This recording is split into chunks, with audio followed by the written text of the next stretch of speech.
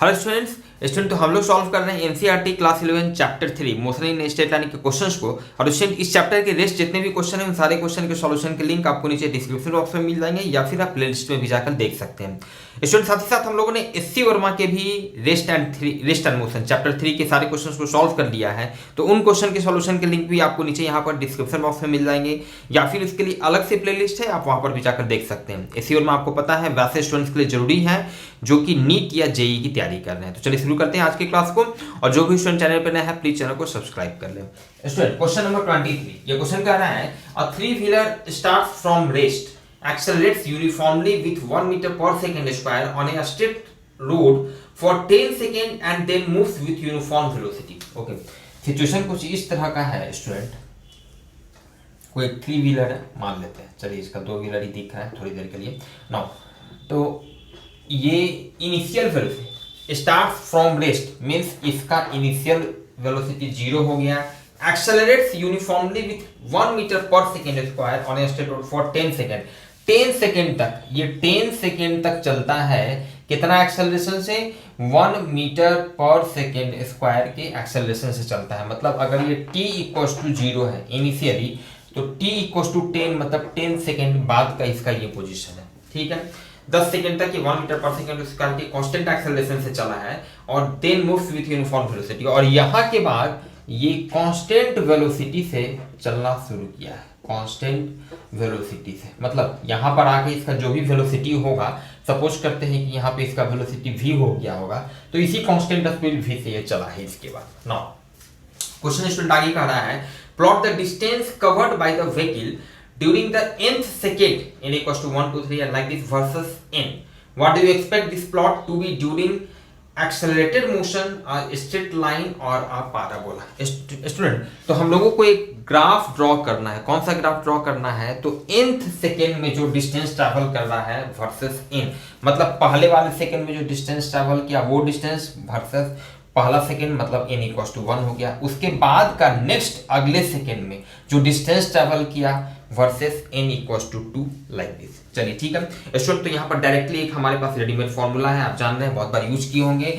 nth second में जो distance travel करता है कोई particle, distance this is what distance travelled by particle in nth second is given by u plus a by 2 into 2n minus 1।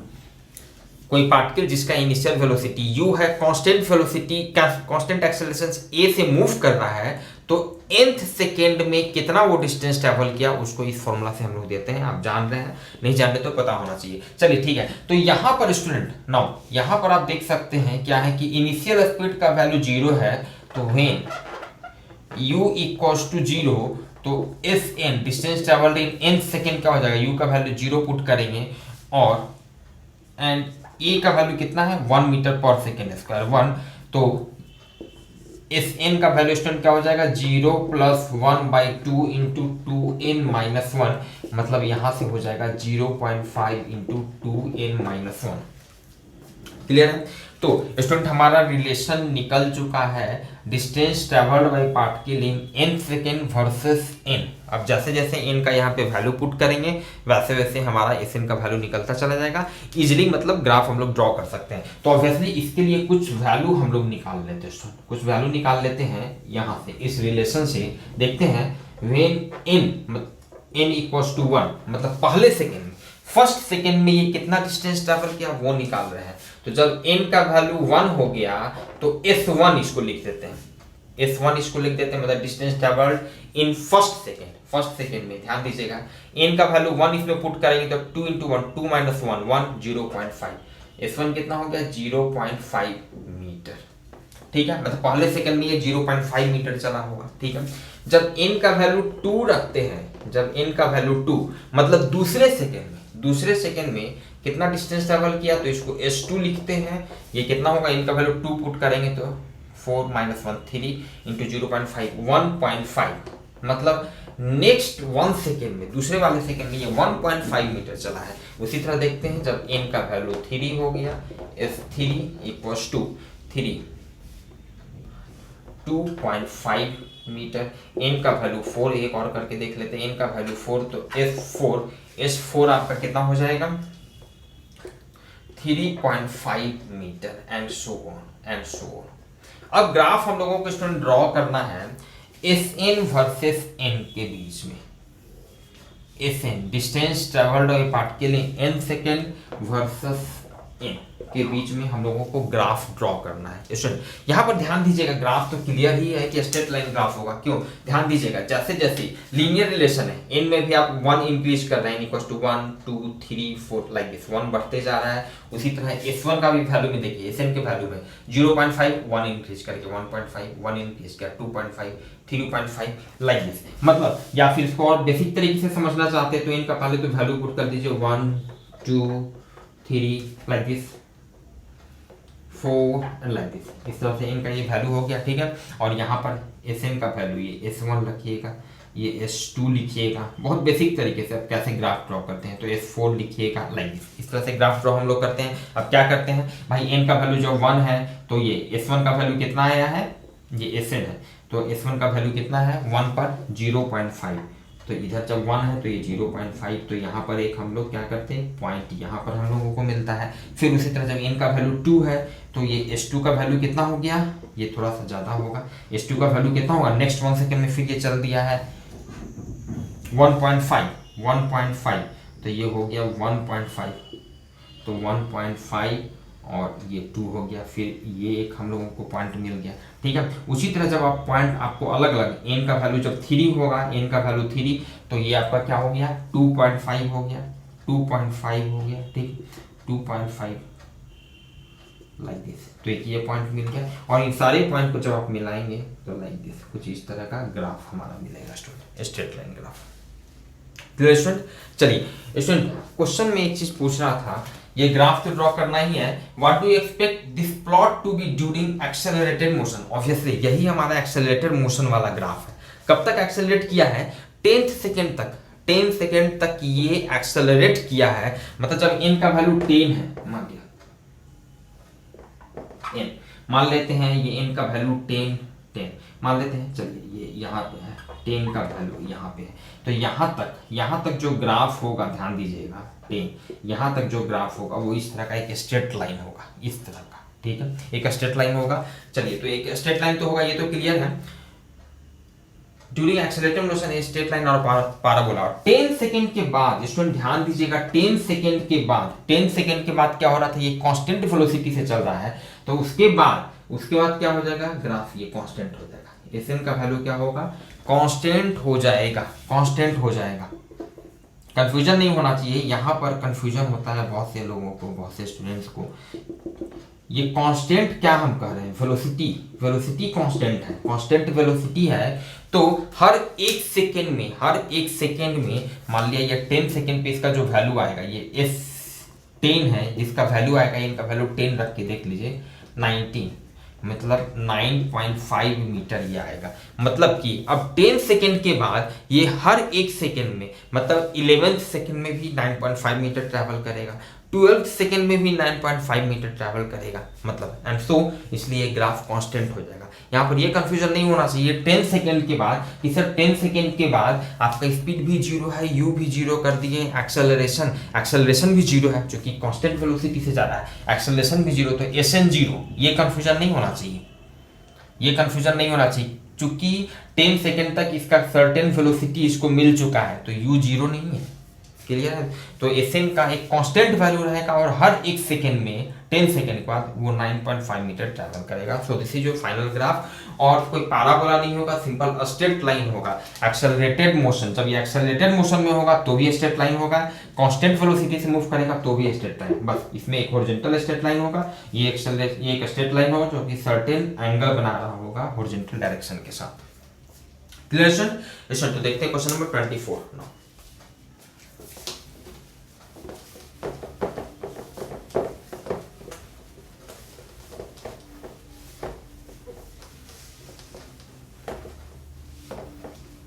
Question number 24 in fact, चलिए ये question कह रहा है, a boy standing on a stationary lift open from above throws a ball upwards with the maximum initial speed he can equal to 49 metre पर second.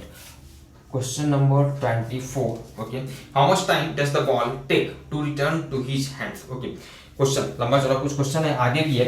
ये पहले वाले part में जो कि बहुत आसान है, आप समझ सकते हैं कि कोई पर्सन जो है एक लिफ्ट इमेजिन कीजिए, एक ये लिफ्ट है आपका, ठीक है। लिफ्ट में ये लिफ्ट का पैसेज है, ठीक है। ये इसका ग्राउंड फ्लोर पे ये लिफ्ट है आपका, this is your lift at a ground floor, okay. और ये लिफ्ट जो है, ये लिफ्ट अब ये ऊपर ऐसे जा सकता है इस तरह से, ठीक है, ओपन है, ऊपर वाले सरफेस से, ऊपर टॉप से ये ओपन है। यहाँ पर कोई पर्सन खड़ा है, अभी ये लिफ्ट जो है ग्राउंड फ्लोर पे खड़ा है, सपोज कीजिए किसी अपार्टमेंट में, ठीक है। और ये पर्सन क्या करता है, एक बॉल को throws a ball upwards with the maximum initial speed he can equal to 49 metre पर सेकेंड।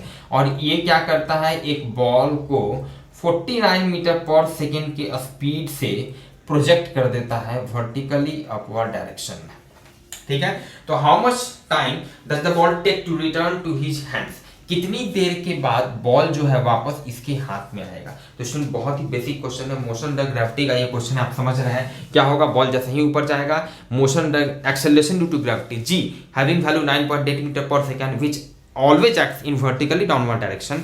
तो उस एक्सेलरेशन के कारण जो कि हमेशा नीचे की ओर लग रहा है 9.8 मीटर पर सेकंड स्क्वायर का, आप समझ रहे हैं, उसके चलते इसका स्पीड घटते जाएगा, घटते फाइनल मैक्सिमम हाइट पे इसका जो स्पीड होगा मैक्सिमम हाइट पे ये 0 होगा, और उसके बाद फिर ये रिटर्न होना शुरू करेगा।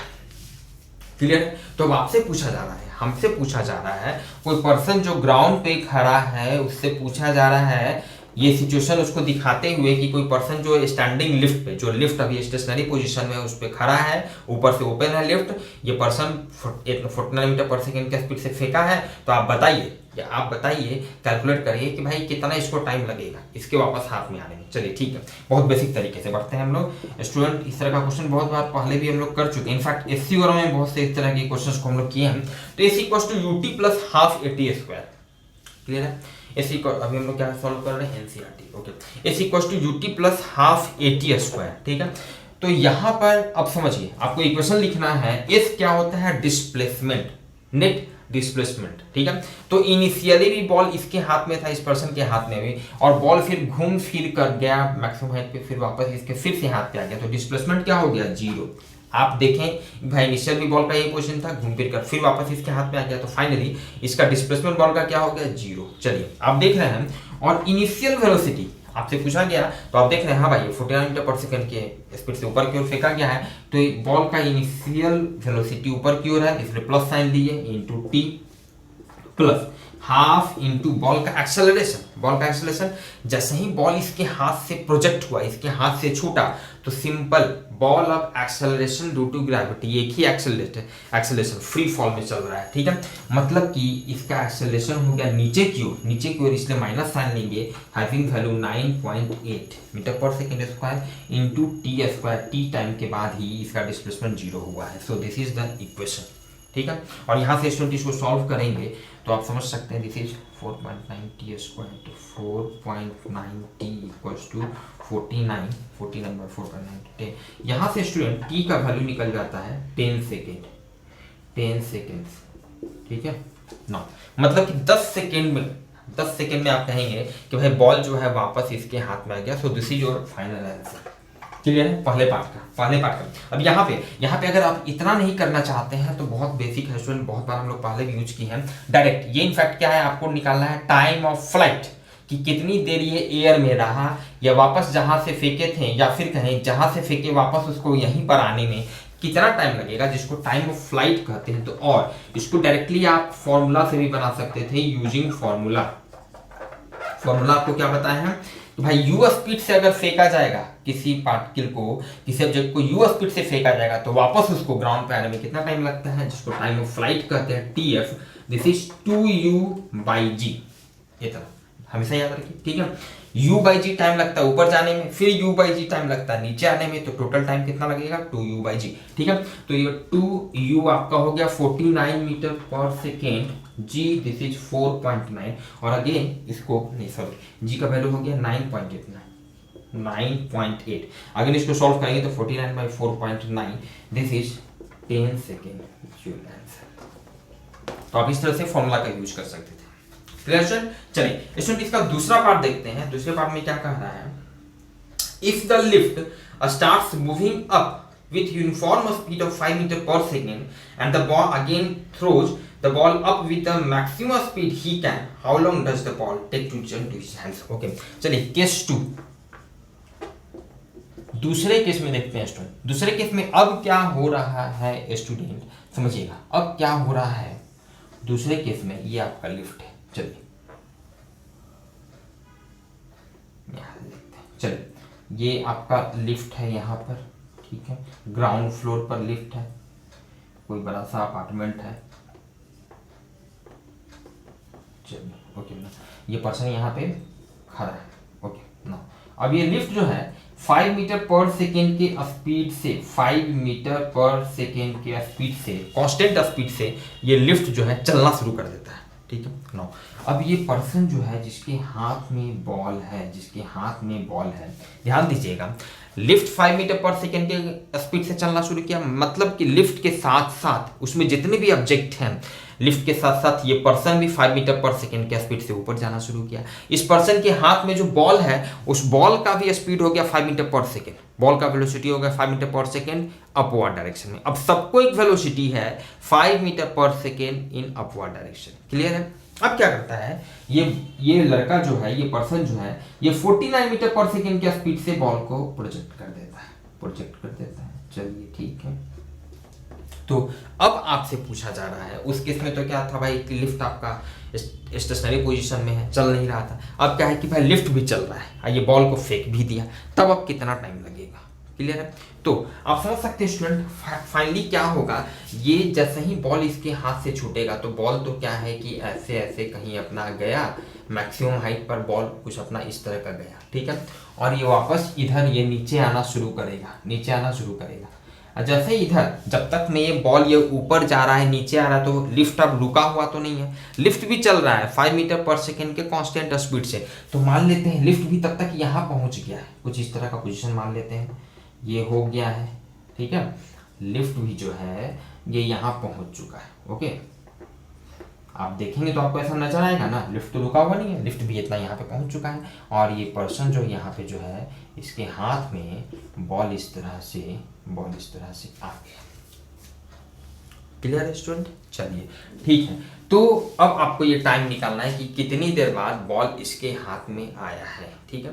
चलिए आपके रिस्पेक्ट में बात कर रहे हैं, ऑब्वियस है, देखिए ये बहुत आसानी से, इनफैक्ट इसके रिस्पेक्ट में विथ रिस्पेक्ट टू पर्सन और लिफ्ट के रिस्पेक्ट में बहुत आसानी से निकाल सकते हैं। देखते हैं उसको आगे देखेंगे, पहले विथ रिस्पेक्ट टू यू आप ही को सॉल्व करना है, या फिर इसी को इन जनरल हम लोग लिख देते हैं विथ रिस्पेक्ट टू ग्राउंड, या with respect to a person standing on the ground. अब ये जो पर्सन जो ग्राउंड पे खड़ा था, इसके रिस्पेक्ट में या आपके रिस्पेक्ट में। चलिए अब आप देखेंगे भाई, आपके पास बेसिक इक्वेशन है s equals to ut plus half at square.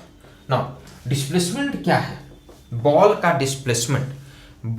Displacement ये यहाँ से यहाँ गया, फाइनली बॉल का डिस्प्लेसमेंट यहाँ से यहाँ है, यहाँ से यहाँ है, मतलब आप समझ सकते हैं। इनफैक्ट क्या हुआ कि लिफ्ट भी जो है टी टाइम में ये हम डिस्प्लेसमेंट क्या लिख रहे हैं, टी टाइम में डिस्प्लेसमेंट लिख रहे हैं, टी टाइम में। तो टी टाइम में इनफैक्ट लिफ्ट भी जो है कितना डिस्टेंस ट्रेवल कर चुका होगा, अगर मान लिया पर्टिकुलर लिफ्ट का इस पॉइंट को कंसीडर किए हैं, इस पॉइंट को, इसका आर्म का हाइट तो वही मान रहे हैं, तो इस पॉइंट को, तो इस पार्टिकुलर टी टाइम में इस पार्टिकुलर इसके आर्म के हाइट के एग्जैक्टली सेम पॉइंट को कंसीडर कर लिए, ठीक है, एकदम बिल्कुल क्लियर है। तो टी टाइम में लिफ्ट कितना दूर चला होगा भाई, तो ये चला होगा 5t, सिंपल कहेंगे ना, क्योंकि ये तो कांस्टेंट स्पीड से जा रहा है 5 मीटर पर सेकेंड, तो ये 5t चला, तो फाइनली बॉल का डिस्प्लेसमेंट तो 5t ही ना हुआ, यहाँ से चला, ये यहाँ पर अब इसके हाथ में, फाइनली आप देख रहे हैं बॉल का डिस्प्लेसमेंट यही है।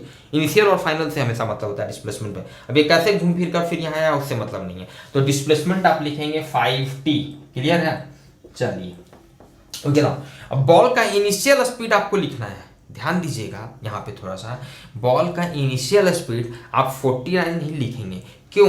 क्योंकि ऑलरेडी बॉल को प्रोजेक्ट करने के पहले बॉल के पास तो ऑलरेडी एक वेलोसिटी था 5 मीटर पर सेकेंड अपवर्ड डायरेक्शन में, ऑलरेडी एक था उसको वेलोसिटी, और उसके साथ साथ ये इसको प्रोजेक्ट कर दिया 49 मीटर पर सेकेंड से। तो एक्चुअल में बॉल का जो वेलोसिटी होगा आपके रिस्पेक्ट में, या पर्सन जो ग्राउंड पे खड़ा है, ठीक है, इसके रिस्पेक्ट में क्या होगा, 49 + 5 हो जाएगा, मतलब ये हो जाएगा 54t, 54t। ठीक है, चलिए इसको थोड़ा सा देख लीजिए। यहाँ पे मान लिया रिलेटिव वेलोसिटी, आदत चूंकि ज्यादा वैसे नहीं है तो आप इसको निकाल भी सकते हैं। ठीक है, आप देखिए यहाँ पे ऐसे लिखेंगे वेलोसिटी ऑफ बॉल, ये हम क्या लिख रहे हैं, velocity of ball with respect to, मान लिया velocity of ball with respect to lift, ball का वेलोसिटी जो है लिफ्ट के रिस्पेक्ट में, या जो पर्सन जो ग्राउंड लिफ्ट पे खड़ा है इसके रिस्पेक्ट में, ये कितना था, ये तो क्लियर है, ये 49 कितना था, इसको जे ऊपर की ओर है तो जे लिख देते हैं, क्लियर है। चलिए अच्छा, अब एक चीज और, velocity of lift with respect to ground, ground के रिस्पेक्ट में लिफ्ट का वेलोसिटी, मतलब आपके रिस्पेक्ट में ये कितना था, ये था 5j, 5j, क्लियर है ना, 5j ये वेलोसिटी लिख रहा है। चलिए तो अब यहां से हम लिख सकते हैं student, velocity of ball with respect to lift को हम लोग क्या लिखते हैं, velocity of ball with respect to ground, यही ना हमको निकालना है, आपके रिस्पेक्ट में बॉल का क्या वेलोसिटी है। ठीक है, यही 54 कैसे हुआ, आप इस चीज को यहीं पे हम आपको चेक करके बता रहे हैं। Velocity of ball with respect to lift को लिख सकते हैं velocity of ball with respect to ground minus velocity of lift with respect to ground, clear है। तो यहां से आपका velocity of ball with respect to ground, तो ये क्या हो जाएगा, velocity of ball with respect to lift plus velocity of lift with respect to ground. Velocity of ball with respect to lift कितना है, 49j plus velocity of lift with respect to ground आपके respect में कितना है, 5j, 5 ऊपर की ओर, तो this is 54j, मतलब इसका मैग्नीट्यूड हो गया 54 और डायरेक्शन तो ऊपर की ओर होगा, इससे प्लस साइन यहाँ पर लिए, प्लस 54, क्लियर है। चलिए अब प्लस हाफ एक्सेलरेशन, बॉल का एक्सेलरेशन सब आपके रिस्पेक्ट में, आप ही कैलकुलेट कर रहे हैं, आप ही से पूछा जा रहा है भाई बॉल तो जब इसके हाथ से छूट गया, तो अब चाहे आपसे पूछा जाए, चाहे इस पर्सन से पूछा जाए, चाहे हमसे पूछा जाए, किसी से भी पूछा जाए, बॉल का एक्सेलरेशन है 9.8 मीटर पर सेकंड स्क्वायर नीचे की ओर, क्लियर है, मतलब -9.8, चूंकि इसके हाथ से छूट चुका है तो -9.8 इंटू टी स्क्वायर, क्लियर है स्टूडेंट, क्लियर है। चलिए ठीक है, तो यहाँ से अब इसको हम लोग सॉल्व कर लेते हैं। सो यहाँ से ध्यान दीजिएगा, ये 5t 54t t तो सब में कॉमन है, तो 5 = 54 - 4.9t, ठीक है, यहाँ से 4.9t = 49 और इसलिए t का वैल्यू हो गया 10 सेकेंड। चलिए ठीक है, तो इनफैक्ट इस केस में स्टूडेंट, इस केस में भी जब लिफ्ट जो है कांस्टेंट स्पीड से चलना शुरू किया, तो इस केस में भी आप कहेंगे कि भाई अभी भी इसको 10 सेकेंड ही बॉल को वापस इसके हाथ में आने में लगेगा, जो कि पहले वाले केस में था, और जो कि इस चीज को रियलाइज करने के लिए कि अभी भी 10 ही सेकेंड लगेगा। ठीक है, ध्यान दीजिएगा, चाहे ये जो 10 सेकेंड जो टाइम आप कैलकुलेट किए हैं, ये चाहे आप कैलकुलेट कीजिए या ये पर्सन जो लिफ्ट पे खड़ा है ये कैलकुलेट करे, रिलेटिव वेलोसिटी में टाइम का वैल्यू में कोई फर्क नहीं पड़ता है, फर्क पड़ता है डिस्प्लेसमेंट वेलोसिटी में। टाइम तो आपके हाथ में भी घड़ी है, इसके हाथ में भी घड़ी है, तो ऐसा थोड़ी है कि आप बोल देंगे कि नहीं अब तो इसके हाथ में वापस बॉल आ चुका है, ये कहेगा कि नहीं अभी नहीं आया, ऐसा तो होगा नहीं। बॉल तो जब भी आएगा तो वो टाइम आप भी देखेंगे और ये भी देखेगा, तो टाइम का वैल्यू हमेशा सेम आएगा। तो दोनों ही केस में उतना ही टाइम लग रहा है। इस चीज को जब आप इसके रेस्पेक्ट में कैलकुलेट करेंगे या बात करेंगे तो बहुत आसानी से आप समझ जाएंगे। कैसे, देखिए मान लिया अब हम इस चीज को कैलकुलेट कर रहे हैं,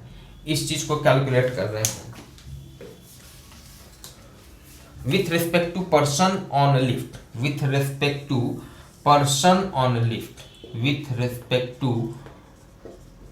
पर्सन ऑन लिफ्ट, ध्यान दीजिएगा जब इसके रिस्पेक्ट में बात करेंगे तो देखिए क्या है, क्यों सेम होगा।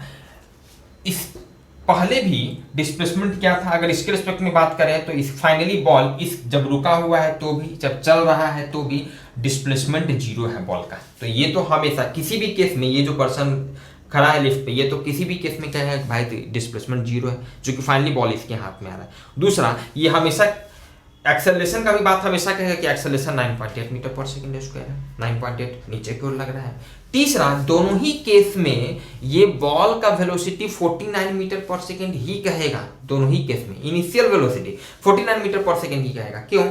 शुरू में जब ये रुका हुआ है तो भी भाई ये तो 49 मीटर पर सेकंड से फेंका, चलिए ठीक है। दूसरा, जब ये 5 मीटर पर सेकंड के स्पीड से लिफ्ट जा रहा है, तो चूंकि लिफ्ट के साथ ये पर्सन भी जा रहा है, इसके साथ साथ ये बॉल भी जा रहा है, तो 5 मीटर पर सेकंड तो वो फिर मैटर ही नहीं कर रहा है, रिलेटिव वेलोसिटी जीरो हो गया इसके रिस्पेक्ट में। तो फाइनली जब ये 49 से फेंकेगा तो ये कहेगा कि हम 49 से फेंके। क्लियर है? क्लियर है। लेकिन आप कहते हैं कि हम 49 प्लस 5 से, ओके। तो फाइनली हर पैरामीटर आप देखिए तो दोनों ही केस में, ये जो पर्सन लिफ्ट पे खड़ा है इसके रिस्पेक्ट में हर पैरामीटर दोनों ही केस में, जब लिफ्ट रुका हुआ है या फिर लिफ्ट चल रहा है, सारा सेम है, तो ऑब्वियस है टी का भी वैल्यू सेम आएगा। देखते हैं कैसे। यहाँ पर देखिए ये इक्वेशन ये अप्लाई करेगा, ओके। ये जो पर्सन लिफ्ट पे खड़ा है तो क्या है, डिस्प्लेसमेंट क्या बोलेगा भाई, फाइनली बॉल तो इसके हाथ में आ चुका है तो डिस्प्लेसमेंट जीरो हो गया। इनिशियल स्पीड ये क्या बोलेगा, ये 49 प्लस 5 नहीं कहेगा, ये कहेगा 49, जो 5 मीटर तो इसको भी है बॉल को भी है, ठीक है। तो ये 49 ही कहेगा ऊपर की ओर, टी प्लस हाफ एक्सेलरेशन का वैल्यू -9.8 इंटू टी स्क्वायर, और इसको जब सॉल्व करेंगे तो ये हो जाएगा 4.9 टी इक्वल्स टू 49, ठीक है। और यहाँ से आप समझ सकते हैं टी का वैल्यू 10, इसके रिस्पेक्ट में ही बात करेंगे, कैलकुलेट करेंगे तो वही वैल्यू आएगा, ऑब्वियस आना भी चाहिए था। Clear student? तो मिलते हैं फिर नेक्स्ट क्लास में रेस्ट क्वेश्चंस के सॉल्यूशन के साथ।